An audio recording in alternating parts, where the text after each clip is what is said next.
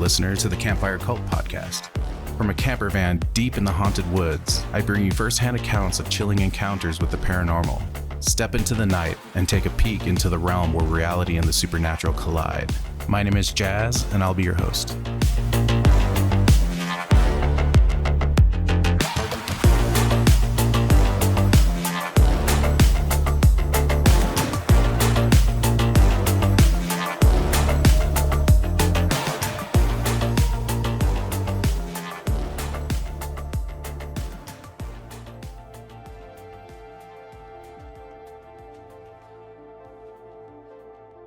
Welcome back, campers. Tonight I'm taking you deep into the woods where pale crawlers, not deer, cloaked figures, and mimics hide. To start off the night, we're headed to Nova Scotia, Canada, where a woman saw a pale, skinny creature crawling through her backyard. It all happened the night I spent at my ex's place in a very rural small town outside of Nova Scotia called Westville. We were up late watching UFC, and I went into the back bedroom of the house on the second floor and happened to glance out the window towards the backyard. His backyard was long and rectangular in shape and had an embankment that sloped down to a tree line at the end of the yard, which was nothing but woods from beyond that point. When looking out the window, I noticed something very pale crawling through the tree line. I couldn't stop staring at it. I called out to my ex to come in and look. We both got really quiet, and we came to realize that we weren't witnessing a creature that either of us recognized. It was human-like in form, very skinny, purely pale, and crouched forward. It would make a few movements forwards towards the yard and then back deeper into the woods again. We had horrible phones back then. I had an old BlackBerry, and his was no better, and they both couldn't record what our eyes were seeing in the pitch black of the country night. The only thing I could think of to do at this time was to call my older brother, who has an interest in the paranormal. I called him and described everything that we were seeing. Something I said over and over to him on the phone was, "It's not moving like a human. Its movements are really strange." They were almost spastic in nature. Nothing natural or orderly that I could make sense of compared to how other mammals move. It made no noise that I could hear through the window. I was terrified, but watched this thing crawl around for a solid 2 hours. Years later, my brother found a video on YouTube of a crawler in the backyard of a guy's house that was so scarily similar to my experience that I got full body chills and started to cry. It really hit me that we actually saw, with our own eyes, a crawler that night. What that man recorded is exactly what I saw a few years back, so even though I'm only one person, I 100% can say that is the most legit video of the crawler on YouTube. After searching for a bit in YouTube, I managed to find the video. Let's check it out. Alright, you're not gonna believe this. I got it on video now. People think I'm nuts. It's on video, it's playing right now. I put the iPad in the window, and now this thing's coming up to the steps in my backyard, Mike. It's like a weird, demonic looking thing, and it's like a gargoyle, man. And it's like 35 feet away, and it came out of those weeds. You know what I'm talking about? 3 nights ago, I'm laying on the couch. I heard something open the door and walk through the sunroom as I'm laying on the couch. Then as I woke up, it was like gone. And I know I heard the door. Okay, so I've seen the video, and I have to say, it looks pretty creepy. It also kind of looks like a dude in a costume. You can make up your mind for yourself by clicking the link in the show notes to see the full video. Let me know what you think. Now, let's head back to 2006, where a paramedic and her partner take a late-night drive through Virginia's backroads and encounter a pale, slender creature by the roadside. I work as a paramedic in a rural area of Virginia, often navigating backwood mountain roads late at night. This particular encounter took place in the summer of 2016. One night, around 3 a.m., I was driving back from a call with my partner. We were just listening to music and trying to make the best of being at work. We were traveling up a road I had been on many times before, but as I rounded an upward slanted curve, the headlights of my unit illuminated something that still gives me chills to this day. This creature, in a posture resembling a catcher in baseball, was squatting beside the road, about 10 feet away in a small grassy patch. It was unnaturally pale and white, with arms and legs that were disproportionately long and slender. The fingers were the same, and I'd estimate its height at around 6 feet tall. Its head was facing away from me, so I couldn't discern any facial features at all. I was genuinely shocked, and in that moment, I couldn't find any words. I turned to my partner in the passenger seat, and the expression on his face confirmed that I wasn't imagining things. I asked him desperately if he saw what I saw, and he responded with some very colorful words, affirming that he did. About 50 yards away, we decided to turn around and take another look. When we returned to the same spot, there was nothing there. I didn't have the courage to get out of the ambulance and investigate, but my partner used a spotlight we had in our units to scan the woods. Again, nothing. The creature we saw was incredibly pale, bony, and slender, resembling the pale man from Pan's Labyrinth, but with every bone visible. I only had a brief 2 to 3 second glimpse of this mysterious being, but that was enough. For our next story, we're staying in Virginia, where a retired soldier has a late-night run-in with a deformed, deer-like creature. I lived in Waynesboro, Virginia for about 5 years, less than 10 miles from the Blue Ridge Parkway north entrance and Skyline Drive south entrance. I used to take bike rides along Skyline Drive all the time, and always kept a year-long membership, but only during the day. One night I was having a particularly hard time settling in for bed, so I decided to start up the bike and ride up to the first overlook on Skyline, only about a mile inside the park. It was about 11 p.m. when I got up there, and it was pitch black. I killed the bike and got immediately uncomfortable. I'm not a guy that gets spooked in the dark. Truthfully, I prefer the dark in most situations. You can see people before they see you. You are practically invisible unless someone is looking for you, and I find the natural privacy comforting. Not up there, though. It was a thick, oppressive dark, worse than anything I experienced outside of a cave, and worse than any moonless night on the AP trail. I immediately got freaked out. I had my .44 mag revolver tucked into my holster, so I knew I definitely outmatched anything that could be up there, two-legged snakes included. So I sat in the dark, leaning against the bike for a while and looking at the few lights I could see in the valley below. I managed about 10 minutes before I physically felt the hair raise on the back of my neck. I only did 27 months in Iraq, but I remembered that precise feeling of being watched. Something bad was coming. It was the same sensation I would get before and IDF came in, or the shooting started somewhere nearby. I'm no psychic, but it's a common thing among vets with any time under their belt. The overlook was nearly a sheer drop, so I wasn't concerned about anything popping up in that direction. But the mountainside, with thick, untamed woods, were behind me. Still feeling creeped out, I took up a seat on the waist-high stone wall that marked the overlook ledge. Again, I can't emphasize enough how dark it was, but I sat in the dark for another 10 minutes or so, anxiety getting worse and worse. I heard a few things, but nothing out of the ordinary for a night in the woods. I decided to head on home since the feeling wasn't going away. Hopping onto my Suzuki, I started it up and rode off towards the gate. Now, anyone who lives in the country and rides a bike knows that wildlife is active on roads that aren't traveled often at night. Being nighttime and the road was technically closed for the night, there were no other vehicles on the road at all. I hadn't seen a single other person since leaving Waynesboro proper. The speed limit was 30 miles per hour, but I clipped along at a measly 15 to keep an eye out for deer and wildlife. It wouldn't do me any good to mess myself up in a wreck, only to lay there all night until someone happened across me in the morning. Then I saw it. The term not deer is really fitting, but not quite accurate. It was like a deer that someone who had never seen a deer drew.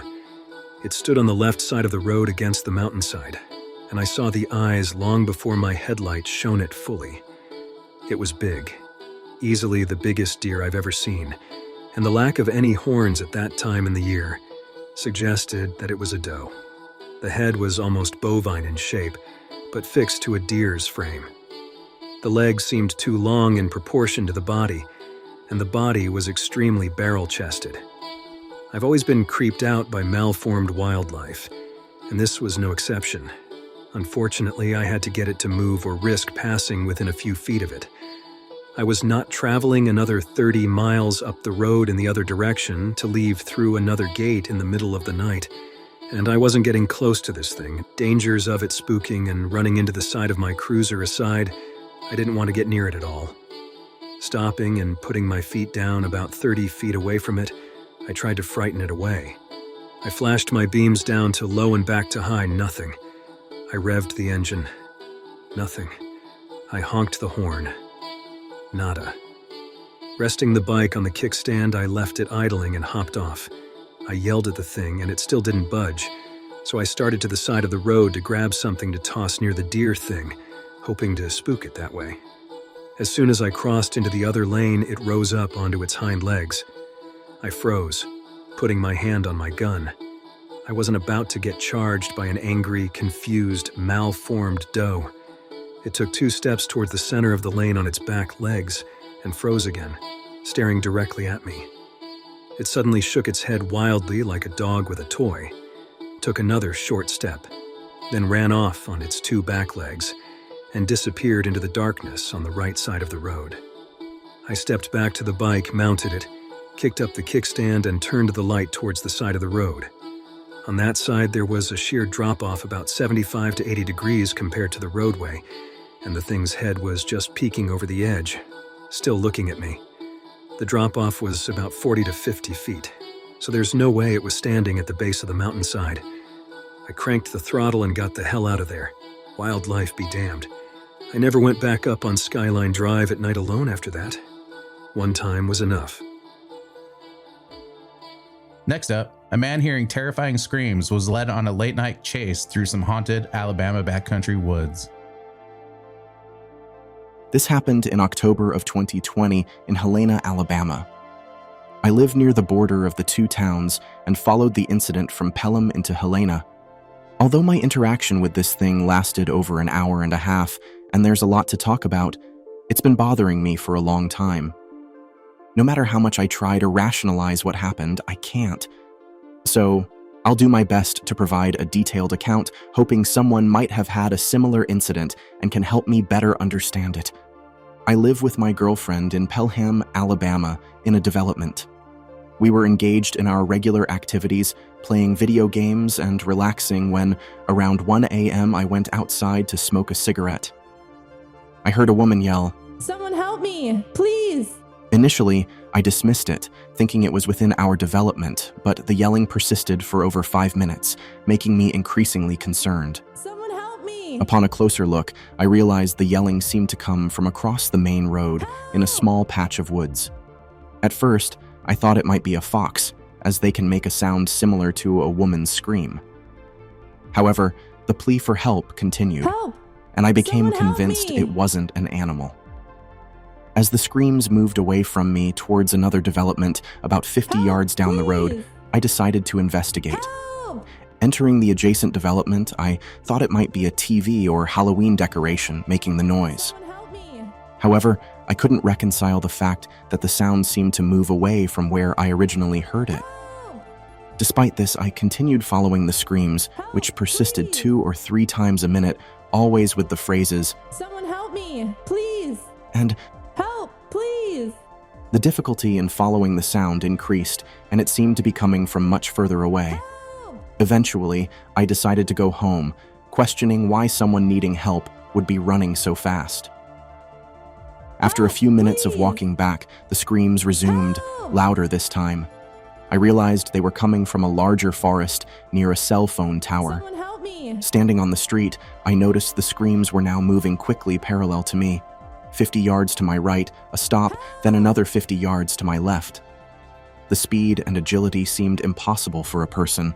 Help! This please! pattern continued for 5 minutes, with the entity stopping only to scream before running again. Help! At this point, the fear intensified as the entity started making a low, almost grunting, growling noise. I couldn't rationalize the situation, and the realization struck that this wasn't my imagination. The entity seemed to want me to enter the forest. It no longer maintained a 50-yard distance, instead running back and forth about 20 yards away, then getting very close to me, now about 10 yards away. The grunting grew more frequent and I thought I saw something low to the ground, possibly white, moving quickly. Terrified, I attempted to use my phone's camera but couldn't find the button, and the grunting became more menacing. Fearing for my safety, I called 911. Strangely, once the Helena police arrived, the entity ceased its actions. If anyone has experienced something similar, I'd love to hear their story. Someone help me! Next, after an Aerosmith concert in the 90s, a girl's parents have a run-in with two cloaked figures. My parents have told this story to me numerous times throughout my life, and both of them and my older brother corroborate this story in exact detail. They seem genuinely terrified of what happened, and they have told very few people about this experience. In the summer of 1990, my mom, dad, and brother attended an Aerosmith concert in Ohio. After the concert, the three of them were walking to the parking lot in a huge crowd of people. My parents were standing on one side of the street about to step off the curb when they saw two hooded figures across the street. By the time their feet hit the pavement, the figures were directly in front of them. They seemed to float without feet and moved from one side of the street to the other in an instant. The next thing they knew, they are standing alone, in a slightly different location in the parking lot, with their arms outstretched from the elbow, palms facing up, and their hands and forearms tingling. They made their way back to the car, and no one else was around. The parking lot was empty except for their car. My brother was sitting on the bumper waiting for them, and said he had been waiting for them for about 2 hours. My parents have no recollection of what happened during that 2-hour period, and my brother says that he was walking, and he turned around, and they were gone. 2 weeks after this incident, my mom finds out that she is pregnant with me, and they believe this may be the reason they were approached. I personally have never experienced anything unexplainable like this, but I do believe their story. I have never known them to make things up, and they are not psychotic. They believe this encounter was some kind of extraterrestrial being. I believe their experience was genuine, but I'm not certain that aliens are the explanation, but I'm also not ruling it out. This happened in a post-concert crowd with hundreds of people around. Has anyone had a similar experience, or any insight on what could have happened to them? In our next chilling encounter, two siblings spot a terrifying 7-foot-tall creature in their backyard along the tree line. One morning, my brother and I were heading to the car for school. It was still a bit dark outside, but you could see the sun coming up. I remember the sky having a sort of greenish tint. As we are heading to go outside, I reach for the handle, and my brother stops me, mid-reach, and pulls me away from the door. At the time, my house was also completely surrounded by woods. You cannot see it from the street either. My brother points to what he sees, and it was incredibly tall. I was, of course, very small at the time, so you'd think, oh, maybe it just appeared larger to us because we were kids. But I swear this thing was like 7 feet tall. This thing looked whitish gray, and it had what looked like 3 dark patches going down its body and was literally only a body with 2 legs. I'm not even sure if there was a face or a head, but it didn't look like it. We knew this thing was abnormally tall because of how slow and big its strides were. It almost looked like it was in slow motion when it moved. It was walking at the edge of our woods, and it seemed to be heading to the backyard, sort of minding its own business. I don't have any memory of what happened after, but my mom said that right after it happened, we ran to her and my dad crying in panic. She said she separated us and asked us separately what happened. We both described the same thing and told the same story. My mom said it freaked her out pretty bad too. I remember my brother and I tried to figure out what we saw, and all we could think was that maybe it was a dying animal walking, because it could have been bone that we saw. But I remember it wasn't limping or dragging any skin or anything. It was walking perfectly straight and upright, walking smoothly, but slow. I think about it often and still have no idea what we saw. Next, a late-night drive home turns surreal, leaving a bewildered driver questioning her own sanity. I was 19 at the time, driving home after seeing my boyfriend, and I want to be completely honest so y'all don't think I'm lying. I hit a dab cartridge once or twice right before this happened, but I have a very high tolerance and no history of weed-induced psychosis or hallucinations. I even doubted myself about what happened until I told my boyfriend when I got home. This drive is about 45 minutes each way, and a drive I do often 3 to 4 times a week. I know these roads very well, and I'm not easily spooked. I was about 15 minutes into my drive home when it started to downpour. With only sporadic streetlights, it became really hard to see. I was alone on the highway for most of my drive home because it was late and raining. I was going about 60 miles per hour when I suddenly saw it, this tall, deer-like figure in my headlights about 200 feet from me. I immediately started braking because, from a distance, I thought it was just your typical big buck standing in the middle of the road. Happens all the time in PA as we have no shortage of deer. But as I was approaching closer to this quote-unquote deer, I see that it's freakishly tall and very slender. It almost looked like someone took an image of a deer and stretched it out vertically.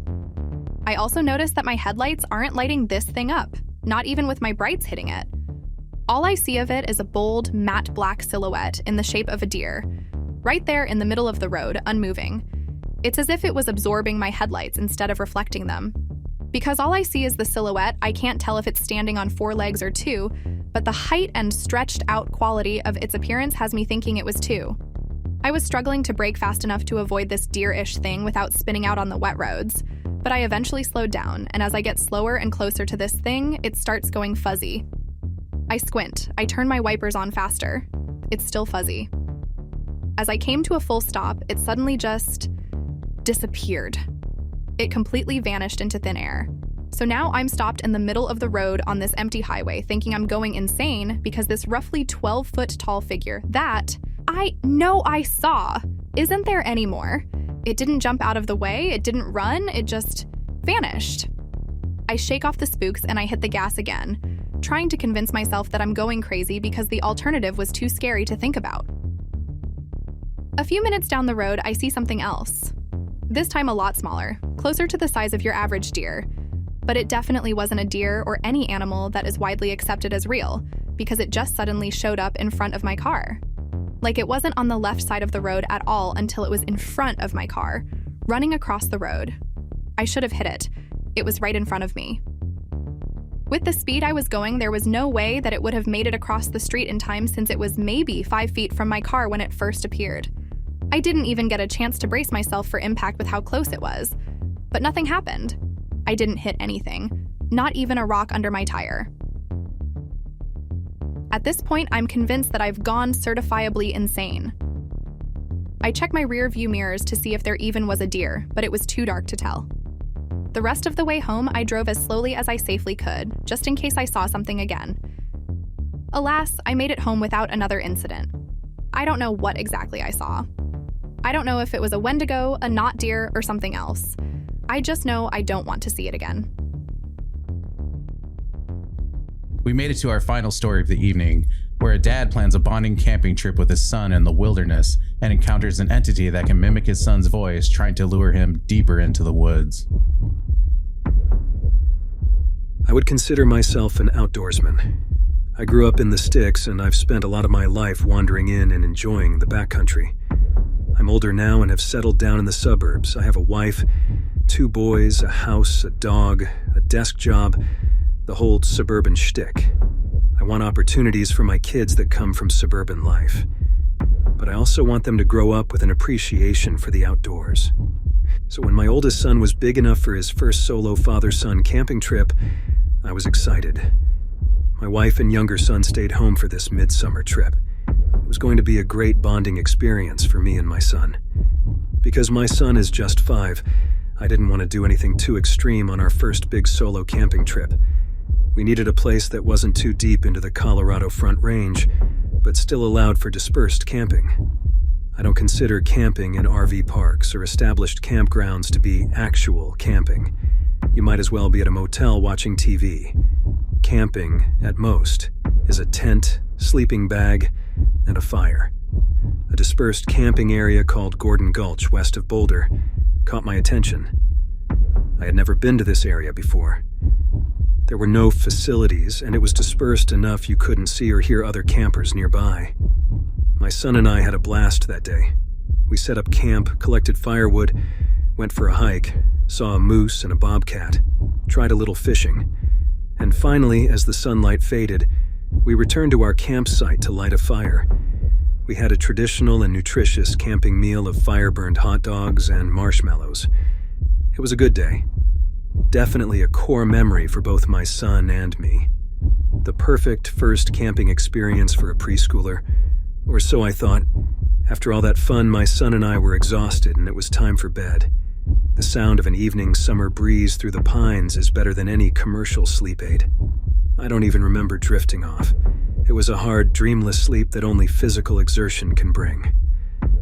One thing about my son, he inherited many things from me.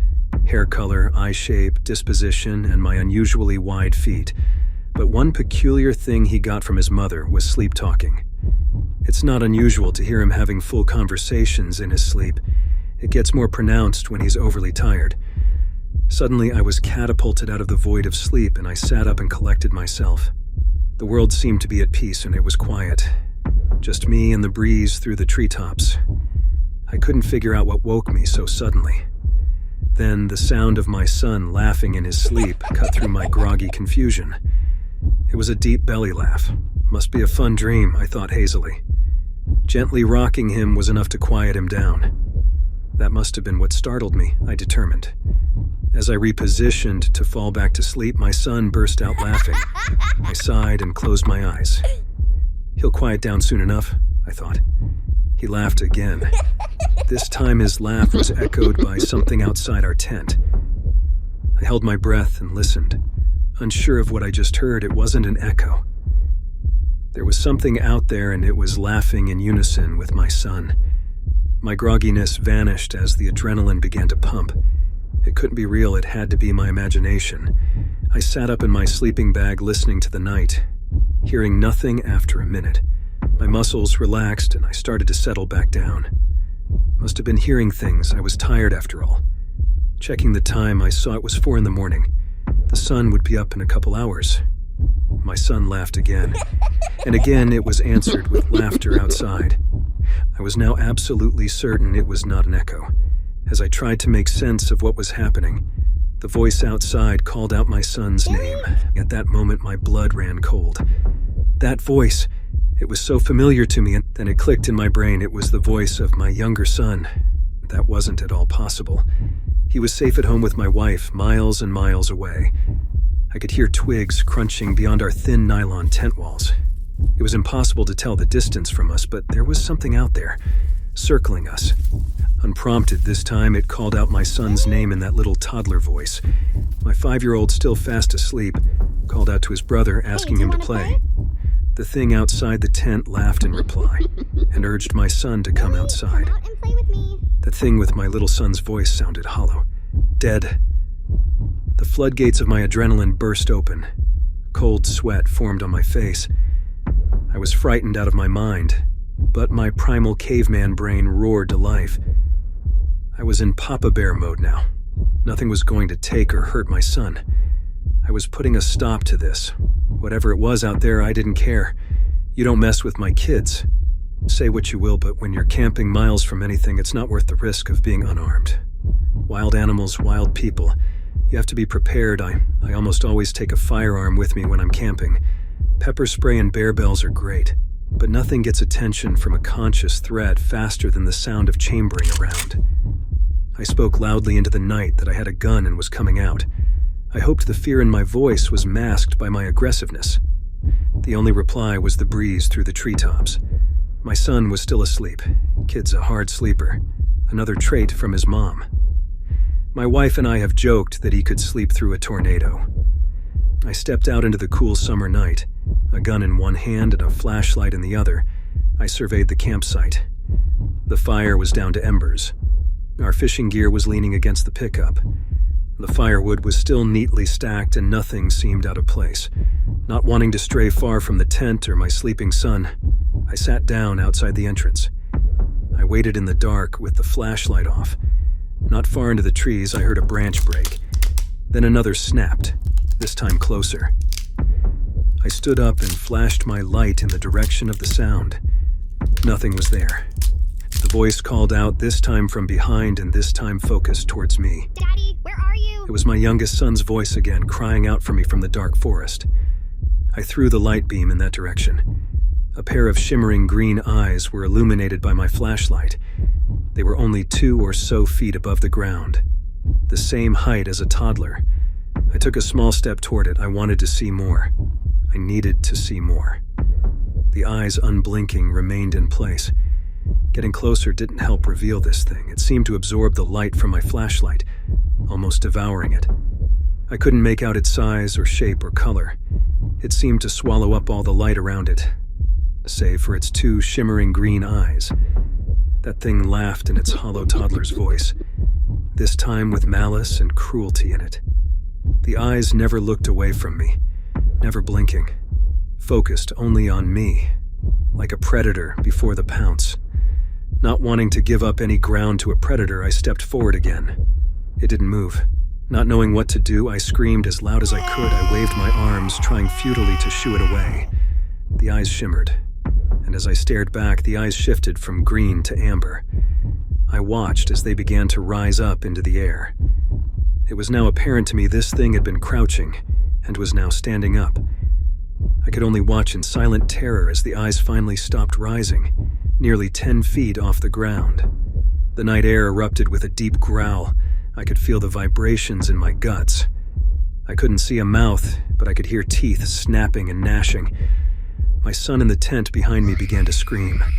That was the only time the eyes lost focus on me and shifted towards the screams of my kid. My only reaction was to fire my gun into the air. The eyes immediately vanished. My ears were ringing, but I could hear the growls turn to shrieks, followed by a cacophony of crashing branches and undergrowth. I stood there until I couldn't hear the shrieking anymore. It trailed off deep into the trees. I was left with only the sound of the breeze in the treetops and the quiet sobbing of my child. Twilight was beginning to illuminate the forest. Shaking and exhausted, I sat down in the dirt in front of the tent. I tried to collect myself. Daddy, where are you? My 5-year-old shouted. That got me out of my daze. I picked myself up and went into the tent to retrieve him. Putting him in the truck, I locked the doors and wasted little time breaking down camp. We were out of that camp and back on the road by the time the sun broke over the horizon. I have no idea what is in those woods. I do plan to camp in that area again, albeit without my family, and definitely with some friends. I want to find out more about this thing. What the hell was it? Thankfully, my son doesn't seem fazed by anything that happened that night.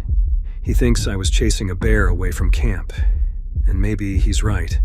I hope he is anyway. My son can't wait to go on another camping trip, but truthfully, I'm thinking the next family camping trip might be at an RV park, or even a motel. That's family camping, right? Well, campers, that has got to be one of the creepiest stories I've ever heard. Let me know what you think that was tormenting the man and his son. Until next time, I'll be leaving you in the dark where whispers linger and shadows dance.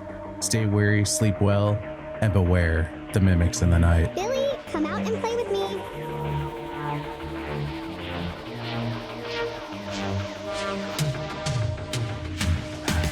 If you have a story to tell, please reach out via email at contact@campfirecultpod.com or leave me a voicemail message at 720-297-8608. You can follow us anywhere on social media at Campfire Cult Pod and online at campfirecultpod.com. And finally, if you don't mind, please rate and review wherever possible.